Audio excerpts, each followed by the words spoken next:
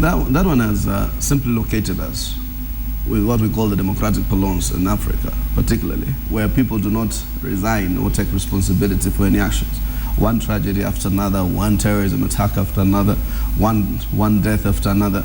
Yet, so what has happened, it has re-energized the debate that in the event there is something wrong, the person who's what is called the duty bearer, or the person who has the principal obligation or mandate, must then learn how to step aside.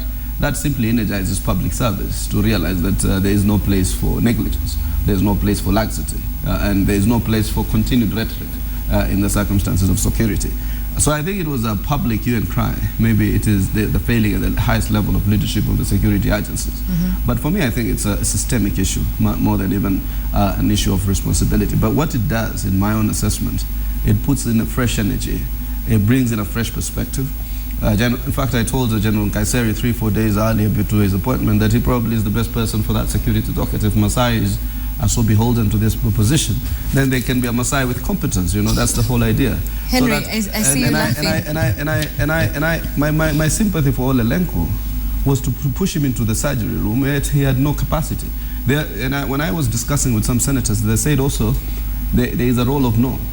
If today we told Edith Kimani, go and perform this very complex bypass on this patient, you need to say, I cannot do it.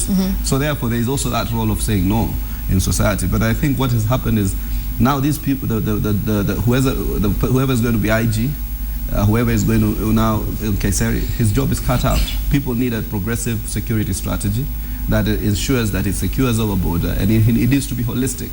You need to bring on board the KDF, because the strategy of sending KDF into Somalia is resoundingly failing. We went to protect 2 tourists so that we secure our tourism industry.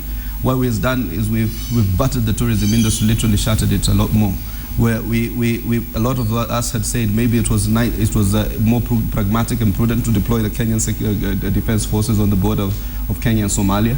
I think maybe those are some of the things we need to reevaluate now. So I think it needs a holistic strategy.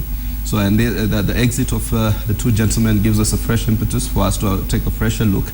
They bring a perspective from the outside, what Kenyans have been urging, and therefore Kaiseri, you know, it was my former commandant, my general in the military. I served. I was briefly at the cadet school, and I always, when I see him, I tell him sir. So because I remember him at that level.